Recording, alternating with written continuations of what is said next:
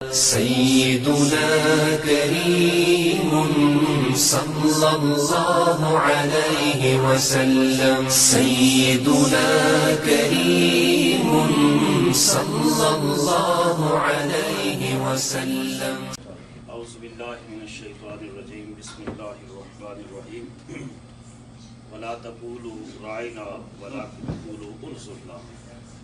سبحان اللہ۔ ہم نے ہر دور میں تقدیس رسالت کی خاطر وقت کی تند ہواؤں سے بغاوت کی ہے اور چھوڑ کر سلسلہ اہل سیاست کا فسوں فقط نام محمد سے محبت کی ہے۔ سبحان اللہ، اللہ اکبر، سبحان اللہ، ماشاءاللہ ڈاکٹر صاحب۔ اللہ رب العزت کی حمد و ثنا کے بعد کروڑوں درود و سلام ہمارے کریم اور لجپال آقا سیدنا محمد رسول اللہ صلی اللہ علیہ وسلم، جن کے صدقے سے ہمیں دین اسلام ہدایت کے راستے پر چلنے کی توفیق نصیب ہوئی۔ میں اس اہم ترین موضوع کے اوپر اتنا خوبصورت مذاکرہ اور مباحثہ منعقد کرنے پر اپنے بھائی فخر السادات حضرت صاحبزادہ پیر سید تصور الحسن گیلانی صاحب کو اور اپنے بھائی محترم جناب مجیب لودھی صاحب اور ان کا ادارہ پاکستان نیوز اتنے اہم ترین موضوع پر یہ ایک سنگ میل ہے کہ پاکستان کی جو کمیونٹی ہے اس ملک میں جو اس وقت ورلڈ کا پورا ایک کیپٹل کا رول پلے کر رہا ہے اور جس میں فریڈم آف سپیچ اور فریڈم آف ایکسپریشن جو ہے کانسٹیٹیوشنل رائٹ ہے آپ سب کا، اس میں بیٹھ کر اپنا نقطہ نظر بیان کریں، مختلف اینگلز کے ساتھ آپ اس کا تجزیہ کریں، جائزہ لیں اور کسی نتیجہ کے صورتحال کے اوپر پہنچیں۔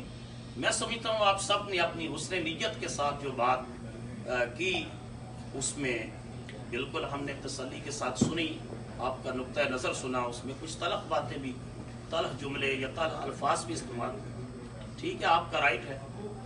قبلہ شاہ صاحب بڑے خوبصورت انداز سے ساتھ معاملات کی وضاحت بھی فرماتے رہے اور یہ دینی بصیرت کے ساتھ ساتھ سیاسی فراست بھی رکھنے والے ہیں، پورے اس فراست سے قبلہ گیلانی صاحب گزرے ہیں الحمدللہ۔ تو انہوں نے شروع میں ہی اس ماحول ایسا بنایا کہ ہم تہذیب کے دائرے میں، ہم روزانہ ٹاک شوز دیکھتے ہیں کہ کیا کچر ہو رہا ہوتا ہے، تہذیب کے دائرے میں گفتگو کریں اور ایک دوسرے کا نقطہ نظر سنیں۔ تو میں تین اس مسئلے کے پوائنٹس مختصراً عرض کروں گا۔ سب سے پہلے اس کا دینی پہلو ہے۔ نبی کریم صلی اللہ تعالیٰ علیہ وسلم جب گفتگو فرماتے تو بسا اوقات کسی کو گفتگو بات سمجھ نہیں آتی، ہمارے ہاں آ جاتا ہے پارڈن، تو صحابہ کرام کہتے کہ رائنا، اللہ کے رسول ہماری رعایت فرمائیے، یہ جملہ دوبارہ ارشاد، ان کی بد نیتی شامل ہوتی اور وہ رائنا کہتے۔ اللہ پاک نے وہی نازل کر دی رسول اللہ صلی اللہ علیہ وسلم کے پروٹوکول کے لیے اور اہل ایمان کو کہا وَلَا تَقُولُوا رَائِنَا، اب جب بھی تم نے میرے رسول سے دوبارہ بات سننی ہے تو وہ لفظ استعمال نہیں کرنا جو ذو معنی ہے، جس میں گستاخی کا شائبہ بھی پایا جا سکتا ہے، بلکہ اگر تم نے بات دوبارہ پوچھنی ہے تو کہنا ہے قولوا انظرنا، اے اللہ کے رسول ہمارے اوپر نظر کرم فرمائیے، یہ بات دوبارہ ارشاد فرمائیے، ہمارے اوپر نظر کرم فرمائیے اور ہمیں دوبارہ وضاحت فرما دیں۔ اللہ نے لفظوں کے انتخاب کا طریقہ بتایا کہ میرے حبیب کی بارگاہ میں وہ لفظ نہیں بولنا جس سے گستاخی کی بدبو آتی ہو، وہ لفظ بولنا ہے جس سے ادب کی خوشبو آتی ہے۔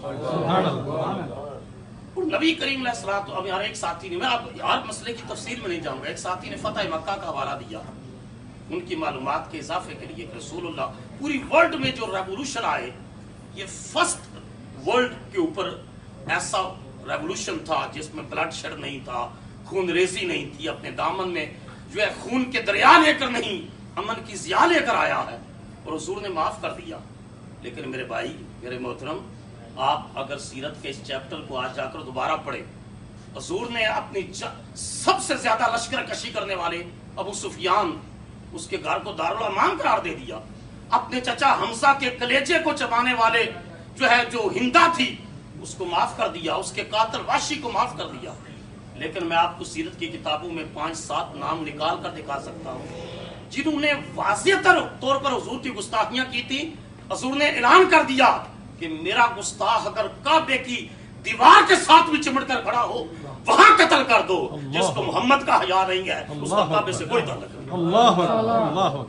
آپ نے صرف وہ پہلو دیا, آپ نے یہ نہ لیا کہ دین کی بنیاد ہی عزت رسول کے اوپر ہے, دین کی بنیاد ہی ادب مصطفیٰ پر ہے. اگر یہ ختم ہو جائے نہ نمازیں نہ روزے کچھ بھی نہیں ہے. اقبال چیختا رہا بجھی عشق کی آگ اندھیر ہے مسلمان نہیں راکھ کا ڈھیر. اگر اس کے سینے سے ادب رسول, عشق رسول, تعظیم رسول, حضور کی محبت یہ ختم ہو جائے تو یہ چلتی پھرتی لاش ہے, اس کا کوئی ایمان نہیں ہے. تو حضور کعبے کے اندر آپ علماء سے سنتے آج عمرہ کے لیے کہ اس بات پر اگر آپ مکھی مچھر مارے تب بھی فرمایا میرا گستاخ اگر کعبے کی دیوار سے چمٹ کر کھڑا ہو اور غلاف کعبہ میں اس میں پناہ لیے اس کو قتل کر دو. اس کا دین کے ساتھ, کعبے کے ساتھ اور خدا کے ساتھ کوئی تعلق نہیں. تو جہاں اسلام رافت کا دین ہے, امن کا دین ہے, رحمت کا دین, وہاں اسلام اپنے پرنسپلز کے اوپر سٹینڈ کرتا ہے. اسلام کوئی مداہنت کا دین نہیں ہے کہ جو کچھ مرضی بکتا رہے آپ کہیں نہیں جی نہیں اسلام تو وہ بڑا محبت کا دین ہے, امن کا دین ہے. فرمایا اے نبی آپ جاہد الکفار والمنافقین واغلظ علیہم, بڑا برداشت کر لیا, کافروں پر سختی کرو, منافقوں پر ان پر سختی کرو اور ان کا ٹھکانہ جہنم ہے. میں تفسیر میں نہیں جاتا. اقبال کہتے ہیں کہ یورپ نے بہت ساری اکنامک سینکشن لگائیں لیکن جب ہر میدان میں شکست ہوئی تو انہوں نے کہا مسلمان کو کمزور کیسے کیا جا سکتا ہے. اقبال نے ایک فلسافیکل اور یا ایک تخیلاتی انداز میں اقبال نے کہا کہ ابلیس کو اپنی مجلس شورا میں بلایا کہ تو بڑے عرصے سے لوگوں کو گمراہ کر رہا ہے, بتا مسلمان کو کیسے کمزور کیا جا سکتا ہے. اقبال کی پڑھیں وہ نظم پڑھیں ابلیس کی مجلس شورا. اقبال کہتے ہیں کہ ابلیس نے ان کو مشورہ دیا یہ فاقہ کش جو موت سے ڈرتا نہیں ذرا, روح محمد اس کے بدن سے نکال دو. اور فکر عرب کو دے کے فرنگی تحجلات اسلام کو حجاز و یمن سے نکال دو. کہا یہ کبھی بھی نہیں مرے گا, اس وقت مرے گا جب اس کے اندر سے محبت رسول کا چراغ بجھا دو گے, روح محمد ختم کر دو گے. میں پوری دیانتداری کے ساتھ کہتا ہوں کہ اس وقت سب سے ورلڈ کے اوپر یہ چال ہے کہ اس کے اندر سے روح محمد ختم کر دو, اس کے اندر سے جذبہ حب رسول ختم کر دو, ادب رسول ختم کر دو, تعظیم و تکریم رسول کر دو. آپ جو وکالت فرما رہے ہیں نا, میں آپ کی نیت پر شک نہیں کرتا. قرآن مجید کہتا ہے ایک ایک لفظ جو آپ کی زبان, آپ یہاں بیٹھ کر غدار بھی کہا, علماء کو سب کچھ کہے. قرآن کہہ رہا ہے ایک ایک لفظ جو آپ کی زبان سے نکل رہا ہے قرآن کے لفظ وہ ریکارڈ ہو رہا ہے. آپ کس کی وکالت کر رہے ہیں؟ آپ کا قول, آپ کا فعل. حضرت شاہ ولی اللہ محدث دہلوی نے لکھا ہر خیر کا جملہ, ہر خیر کا کلمہ, ہر بلائی کی بات اس قافلے کا حصہ بن رہا ہے جس کی قیادت حضرت امام محمد مہدی نے فرمانی ہے. ہر شر کا جملہ, ہر شر کی حرکت, ہر شر کا عمل اس قافلے کا حصہ بن رہا ہے جس کی قیادت دجال کذاب نے کرنی ہے. اب فیصلہ آپ نے کرنا ہے کہ آپ کا ووٹ, آپ کی فکر, آپ کا نظریہ, آپ کی سوچ, آپ کی رائے دجالی فکر کی ترویج کے لیے ہے یا دینی محمدی کی فکر کی ترویج کے لیے ہے. اب میں تفسیر میں جانے کا صرف تین باتیں. امام ابو یوسف رانا صاحب, آپ جو ہے قاضی ابو یوسف اسلامی تاریخ کے سب سے پہلے قاضی اور قضاء چیف جسٹس تھے. آپ کے سامنے فتویٰ آیا, مسئلہ آیا. ایک شخص نے کہا کہ آپ کو پتا ہے رسول اللہ صلی اللہ علیہ وسلم کدو پسند کرتے تھے, کدو حضور کی مرغوب غذا. ایک شخص نے کہا میں تو نہیں پسند کرتا, محمد پسند کرتے ہیں. اسلام کا سب سے پہلا چیف جسٹس قاضی القضاء قاضی ابو یوسف, آپ نے فرمایا یہ شخص واجب القتل ہے, دائرہ اسلام سے خارج ہے, کیونکہ جو مصطفیٰ کی پسند کو ارادتاً ناپسند کہے اس کا دین کے ساتھ کوئی تعلق نہیں. آپ ویسے کہہ سکتے ہیں جی میرا دل نہیں کرتا, میں کھاتا نہیں ہوں, جب مجھے اچھا نہیں لگتا, لیکن آپ کہیں کہ حضور پسند کرتے ہیں میں نہ پسند کرتا ہوں. پہلا فتویٰ دیا, فیصلہ دیا, یہ شخص ایمان سے خارج ہے. امام مدینہ امام مالک کے سامنے بات آئی کہ مدینہ شریف کی کچھ زمین کے حصے ایسے ہیں کہ جہاں وہ کہتے ہیں یہ جو زمین سرخیز نہیں ہے اس پر کچھ اگتا نہیں ہے. تو حضرت امام مالک نے فتویٰ دیا کہ جو شخص مدینہ شریف کی مٹی کی توہین کرے وہ بھی اسلام سے خارج ہے, وہ بھی اسلام سے خارج. اب میں دوسرے پہلو کی طرف آتا ہوں, یعنی یہ case of Islamic republic of Pakistan. Pakistan کا مطلب کیا؟ لا الہ الا اللہ.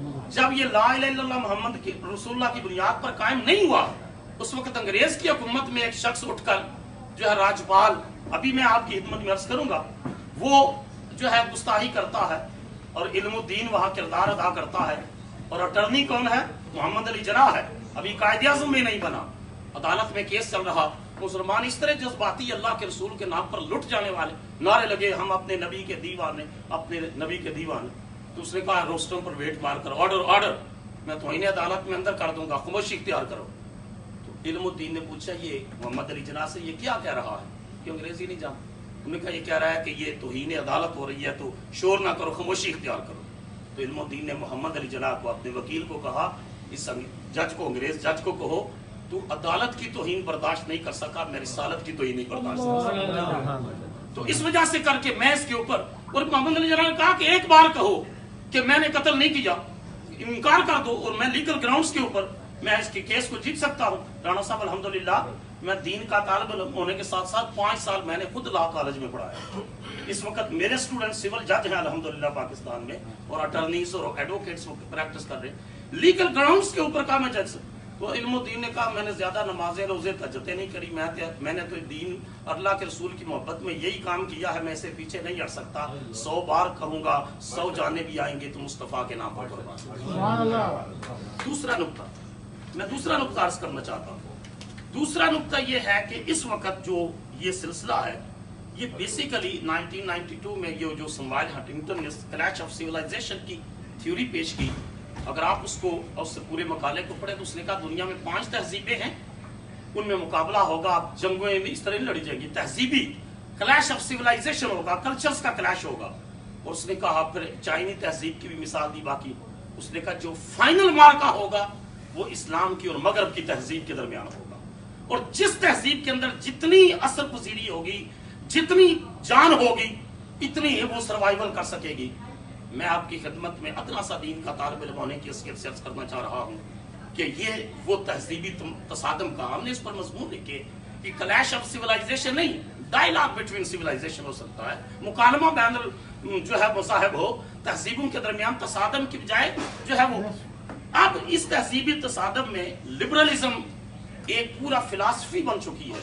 ये इकोनॉमिस्ट आज से 175 साल पहले इकोनॉमिस्ट रिसाले की बुनियाद किस बात पर रखी गई?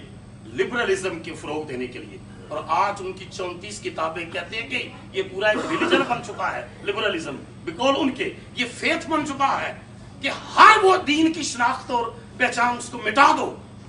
और हम बदकिस्मती के साथ मुसलमान तबका भी उसी की वकालत करते हुए लिबरलिज्म के फरोग के लिए कुछ लोग, मैं सबकी बात नहीं कर रहा।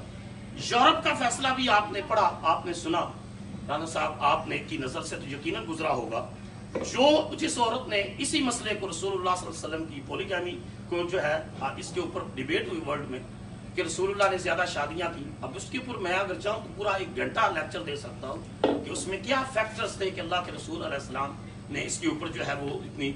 अब इसको ये मगरब उछालता है, ओरिएंटलिस्ट खास करके जो मुस्तशरिकीन हैं, जिनका पूरी फिक्र और फलसफा इस्लाम और इस्लाम की तहजीब के ऊपर हरफगिरी करना, नुक्ताचीनी और क्रिटिसिज्म करना। औरत ने सेमिनार करवाया है और कोर्ट्स यूरोप की उसके खिलाफ फैसला दे रही है, और वो फिर ऑस्ट्रिया में जो है the court of human rights में लेकर जाती है, और ह्यूमन राइट्स की कोर्ट फैसला देती है insulting profit Mohammad piece B upon him, और वहां की अखबारात ये लीड देती है insulting profit Mohammad piece B upon him can land you in jail. अगर तुम तौहीन रिसालत करोगे तो तुम ह्यूमन राइट्स की बात करते हो। इस कायनात में सबसे बड़ा हक मुसलमानों के नबी मोहम्मद रसूलुल्लाह का, और ये भी वायलेशन है अगर उनकी तौहीन करोगे। बदकिस्मती देखो कि दुनिया में एक तरफ ये फैसला आता है कि ऑस्ट्रेलिया में ह्यूमन राइट्स की कोर्ट, बड़ी कोर्ट, उस औरत के सजा को भी बहाल रखती है, जुर्माना भी करती है। इस्लामिक रिपब्लिक ऑफ पाकिस्तान में फैसला उसके उल्टा आता है। और तीसरे फेज में मैं उसकी बात करूंगा, उस फैसले के पहलू के ऊपर मैं जो है 2 जुमलों। अब सुप्रीम कोर्ट का जो फैसला है आसिया बीबी के हवाले से, अब जितना इसके ऊपर जो है यूरोप की पार्लियामेंट्स के अंदर डेस्क बजाए गए और उनके वजीर आजम और वज़ारा ने क्लैपिंग की और चीफ जस्टिस को खिराज तहसीन पेश किया, मेरा क्वेश्चन ये है कि क्या इससे पहले भी जो फैसले हुए उनके ऊपर भी इतनी खुशी का इजहार, इतने ही जश्न मनाए गए? कभी हमने सोचा कि ये पीछे माइंडसेट क्या है, ये तहजीबी तसादम का वो नजरिया है जो फरोग पा रहा है। माइंड सेट किया है कि उठकर वो क्लैपिंग करते हैं और खिराज तहसीन नाम लेकर साकिब निसार साहब का उनको खिराज तहसीन पेश करते हैं कि आपने, और सारे मसले को तो इन्हें रसालत से हटाकर दो औरतों की पानी के ऊपर लड़ाई के ऊपर लेकर गए हैं। राना साहब के सामने केस पड़ा है, सारा ने स्टडी किया है। अब ये बात हकीकत है, 20 केसेस ऐसे हैं, 20 केसेस के सेशन कोर्ट में फैसला होता है, हाई कोर्ट में फिर उसके उल्ट हो जाता है, हाई कोर्ट में होता है, सुप्रीम कोर्ट में उसके उल्ट हो जाता है। सवाल ये पैदा होता है कि सुप्रीम कोर्ट जिसके कहते हैं जी आज अगर जो है उसको ये कह दिया, आप में से बहुत सारे साथी ऐसे बैठे हैं जिनकी वाबस्तगी ऐसी सियासी जमातों के साथ हैं जिन्होंने इसी सुप्रीम कोर्ट को कैंगरो कोर्ट्स कहा। उस वक्त तो इन्हें अदालत किधर गई, ऐसे ऐसे जुमले कसे के पीछे धरनों में बगावत मॉडल टाउन में जो है वो, ये मैं पूरी दयानतदारी के साथ जो तोड़ फोड़ हुई, जो गिराव चढ़ाव हुआ, उसको पूरी दयानतदारी के साथ उसको कंडेम करता, मुसम्मत करता उसकी। लेकिन जो 14 कत्ल हुए मिनहाजुल कुरान में, उसके ऊपर कितने मुज़ाकरे हुए? जो 2014 के धरने में पीटीवी के ऊपर जाकर तोड़ फोड़ हुई, उसके ऊपर कौन लोग थे? ये तो अब आपने कहा मौलवी हजरात है, या ये मदरसों के पड़े हुए हैं, या दीन, वो कौन से मदरसों के थे उस वक्त? और उसी धरनों 126 दिन धरना रहा, कहां कहां ट्रैफिक के खिलाफ हुई, कहां क्या ह्यूमन राइट्स की वायलेशन हुई, कोई उसकी बात भी करता है? मामला यह है कि जब दीन का हो ना तो हम में सारे की रगे हुकूक इंसानी फड़क उठती है, हम फौरन बहुत बड़े इंसानी हकूक के डिमांस्ट्रेटर और अलंबरदार बन जाते हैं, हमारी गैरत भी जाग जाती है।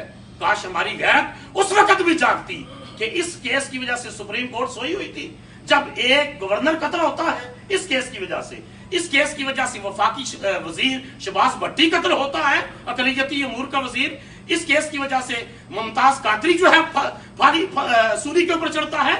3 अफराद जो है वो इस केस के नतीजे में, और आपने 8 साल, अगर वो बेगुनाह है, अगर वो बेगुनाह है, तो मैं सवाल करता हूं कि नबी करीम अलैहिस्सलाम की हदीस मुबारका है, ह्यूमन राइट्स और माइनॉरिटीज के rights with in Islamic state.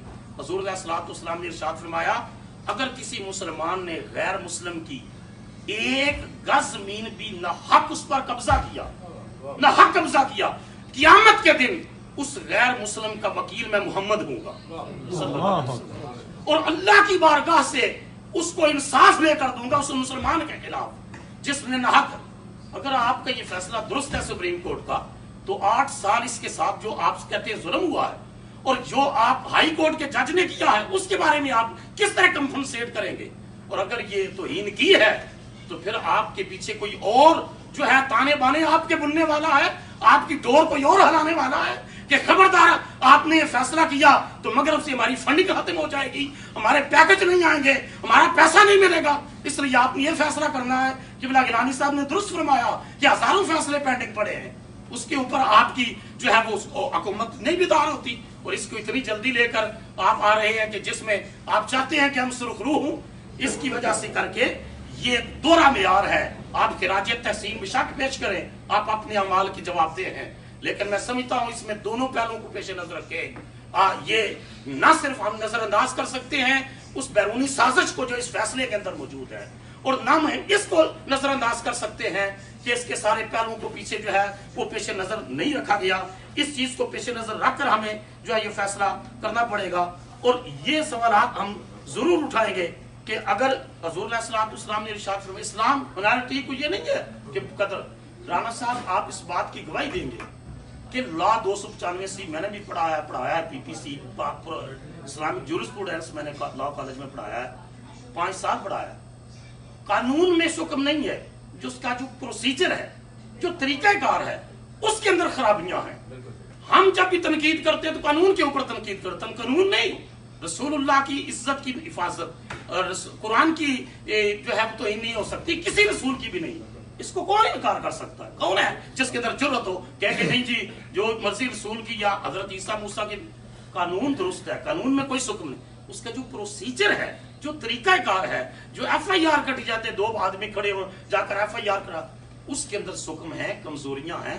और मेरी मालूमात के मुताबिक ये पहला केस है पाकिस्तान की तारीख में, इन जितने पाकिस्तान की पूरी तारीख में, जब 295C का इतलाक एक गैर मुस्लिम पर हुआ है اور سیشن کورٹ اور ہائی کورٹ نے اس کو سزائے موت دی ہے. یہ پہلا کیس ہے. یہ ہنگامہ اور شور جب وہ جرمن کی آئی تھی مشرف کے دور میں, اس نے آتے ہی کہا کہ میں 295 سی ختم کرواؤں گی. آپ نے کبھی یہ بھی سوچا میرے بھائیوں کہ کیا پیڑ درد ہے ان کے سینوں میں کہ وہ آ کر جو پہلا بیان ایئرپورٹ پر اترتے ہوئے دیتی ہے کہ میں 295 سی ختم کرواؤں گی, اور پھر مشرف احتجاج کے نتیجے میں اتنا ڈکٹیٹر ہونے کے باوجود وہ فیصلہ واپس لیتا ہے. آپ اس پہلو سے بھی دیکھا کریں معاملات کو. صرف ہم یہ نہیں ہے کہ ہیومن رائٹس کی آڑ میں جو ہے انہی کی بولی بولتے رہے. تو یہ پروسیجر میں پروسیجرل جو معاملات ہیں ان میں ہزاروں خامیاں ہیں, ان کو دور ہونا چاہیے کہ معاملات جو ہے وہ لیگل گراؤنڈز کے اوپر ہونی چاہیے. اب جو ہے حضور نے فرمایا کہ اگر کوئی کتابیہ سے کرسچن عورت یہودی عورت سے شادی کرے مسلمان, اور وہ یہودی عورت یا عیسائی عورت نصر اللہ صاحب وہ اجازت مانگے کہ میں چرچ جانا ہے, تو حضور نے فرمایا کہ مسلمان خامد اس کو اجازت دے گا, اس کو روک نہیں سکتا چرچ جانے سے. اس قدر ڈومیسٹک ایٹموسفیئر میں بھی اس کو آزادی دی ہے کہ مسلمان خامد اس کو نہیں روک. رسول اللہ صلی اللہ علیہ وسلم نے فرمایا اجازت دی. اب میں جس طرح یہاں بیان ہوا کہ جو ہے اس کے اوپر قرارداد ہونا چاہیے, تو میں 2-3 پوائنٹ ہیں اس پر, اور یہ قتل کے فتوے کی بھی میں بھرپور مذمت کرتا ہوں. آپ ہاتھ اٹھائیں, ہم سب مذمت کرتے ہیں کہ ججوں کے قتل کے فتوے اور یا چیف آف آرمی جنرلوں کے قتل کے فتوے, ہم اس کی بھرپور مذمت کرتے ہیں. ہم بالکل اس کے حق میں نہیں ہیں. آپ اپنا احتجاج ریکارڈ کروائیں, گفتگو کریں, اختلاف کریں, لیکن شر سے شر تو نہیں پیدا ہو سکتا ہے. آپ فساد فی الحال تو نہیں کرتے کہ آپ ایک مسئلے کو بنیاد پر کہیں کہ اس کو بھی قتل کر دو, اس کو. یہ سب سے بڑا جو ہے میں جو ہے وہ ہے. اس وجہ سے کر کے اس میں نے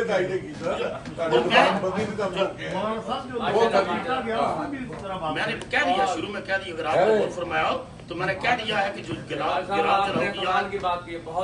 جو توڑ پھوڑ کی ہے ہم اس کی مذمت کرتے ہیں. میں پہلے بولا, اور میں نے یہ بھی جملہ ساتھ بولا ہے کہ صرف اس ڈرنے کے نہیں, ہمارا مزاج ایسا ہے. آپ نے 4 حلقے کھلوانے کے لیے کوئی بات نہیں مانتا تھا, آپ نے 126 دن دھرنا دیا. دھرنے کے بغیر ہماری لوگ بات سنتے ہی نہیں حکومتیں. اب اگر یہ ریویو پٹیشن بغیر دھرنے کے آپ سمجھتے ہیں کہ پیش کر سکتے تھے؟ جرت نہیں کسی کی کہ ریویو پٹیشن بغیر دھرنے کے لا سکتے. بغیر طاقت کے کوئی زبان سمجھتا ہی نہیں ہے, وہاں پر قانون کی پاسداری نہیں ہے, رول آف لا نہیں ہے. دھرنا درست ہے, توڑ پھوڑ ناجائز ہے, وہاں جو ہے راستوں کو بلا کرنا ناجائز ہے. آپ وہاں کسی چوک میں بیٹھ جائیں, جا کر اپنا احتجاج ریکارڈ کرائیں. آپ گاڑیوں کو کروڑوں کے املاک کو نقصان پہنچانا یہ ان کا بھی غلط ہے اور 2014 والوں کا بھی غلط ہے. اور اس پچھلی حکومت نے جو 14 قتل کروائے وہ بھی قابل مذمت ہے. آپ کسی کا دفاع نہیں کر سکتے کہ آپ مولویوں کے اوپر لاٹھ لے کر چڑھ جائیں اور باقیوں کو آپ پاس کرتے رہیں. وہ ہیرو ہیں آپ کے, کوئی بھی ان میں سے جو ہے وہ بچا ہوا نہیں ہے. سارے اسلام میں گندے ہیں اور سارے ہی ننگے ہیں. تو میں عرض کرتا ہوں, قبلہ گیلانی صاحب نے فرمایا ایک نقطہ قرارداد کا یہ ہے کہ جے آئی ٹیز کے اوپر بننی چاہیے. آپ سارے ہاتھ کھڑا کریں, جے آئی ٹیز کے اوپر بننی چاہیے. اگر آسیہ قصوروار ہے تو ضرور ہونا چاہیے, نہیں قصوروار تو جنہوں نے اس کو سزائے موت دیا ان کو قصوروار کرایا جائے اور ان کو جو ہے پھر عدالت کے کٹہرے میں لایا جائے. اور یہ معاملہ کیس کیا وہ بھی بالکل سارے سامنے آئے. اور یہ جو اب ریویو پٹیشن میں علماء کو بلایا جائے, یہ جو ہمارے قائدین جہاں کرنے والے ہیں وہ وہاں آ کر اپنے دلائل دیں. اور آخری بات جو ہے میں عرض کرنا چاہتا ہوں, یہ معاملات وقت لگے گا تھوڑا سا. آخری بات معاملات میں تھوڑا سا وقت لگے گا. یہ اٹلی کا صوبہ کٹالیا تھا, انہوں نے خود علیحدگی کا اعلان کیا. اب انہوں نے وہاں کوئی ریاستی تشدد نہیں کیا. آپ یہاں کہہ رہے تھے ایک ساتھی کہ جی ان کو کچل کر رکھ دو, یہ کوئی حکومتیں نہیں کرتی. حکومت ماں ہوتی ہے, ریاست جو ہے وہ ماں جیسا کردار ادا. اٹلی کی مثال ہمارے سامنے ہے کہ اٹلی نے کیا کیا, وہ کٹالیا نے علیحدگی کا اعلان کیا, انہوں نے وہاں گراؤ جراؤ تشدد وائلنس نہیں کیا. انہوں نے الیکشن کے ذریعے ریفرینڈم کے ذریعے اس مسئلے کو حل کیا اور دنیا کو بتایا یہ ہے تعلیم یافتہ لوگ جو اپنے مسائل کو طریقہ کار کے ساتھ حل کرتے ہیں, لاٹھی اور تشدد سے حل نہیں کرتے. میں آخری بات کر چکا ہوں, اس بات پر پھر کہوں. ایک ساتھی نے یہاں یہ بھی کہا, میں گیلانی صاحب نے پابندی لگائی کہ درمیان میں نہ بولے. ایک ساتھی نے کہا کہ سپریم کورٹ کا وہی مقام ہے جو نبیوں میں رسول اللہ کا ہے. میں گزارش کروں گا یہ لفظ واپس لیں، یہ غیر متعدد جملے ہیں جو آگے جو ہے خرابیوں کے جنم دیتے ہیں۔ سپریم کورٹ ہزاروں غلطیاں کرتی ہیں، رسول کی ذات غلطی سے پاک ہوتی ہے، تو رسول خطا ہوتے ہیں، رسول ہوتا ہی گناہوں سے پاک ہے، غلطیوں سے پاک ہے۔ وہ غلطی میں کر کے کوئی بات نہیں، میں اس وجہ سے اصلاح کی، میری ذمہ داری ہے، میری ذمہ داری ہے اصلاح کی، جو وہی میں کہہ رہا ہوں۔ تو اس وجہ سے اسی پر کہ ہم ہر دور میں تقدیس رسالت وقت کی تند ہواؤں سے بغاوت کی ہے اور چھوڑ کر سلسلہ اہل سیاست کا فسوں فقط ایک نام محمد سے محبت کی۔